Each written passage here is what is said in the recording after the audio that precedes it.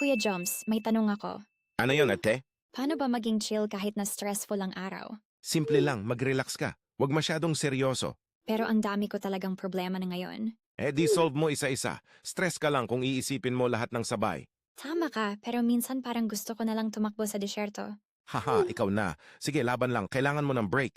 Kaya ba ng ice cream yan? Baka yun lang ang kaya kong gawin. Ice cream? Perfect yan. Lalo na kung chocolate. Sige, hahanap ako ng pinakamalapit na tindahan. Kung gusto mo, samahan kita mamaya. Seryoso, ayos yan. Trip ko yan. Oo, good vibes lang tayo para mawala stress mo. Alam mo kuya, minsan nakakatuwa ka rin pala. Hahaha, hindi mo lang alam ang mga kalokohan ko. Feel ko kaya kong harapin lahat basta may ice cream at Kuya Joms. Yan ang tamang attitude, sabi ko na nga ba. Salamat ha kuya. Ang saya ko na biglang bumuti ang araw ko. Walang anuman, ete. Lagi lang nandito kapag kailangan mo. Promise next time ikaw naman ang magkwento ng kalokohan mo. Deal! Pero prepare ka na, nakakaaliw. Excited na ako. Salamat ulit Kuya Joms.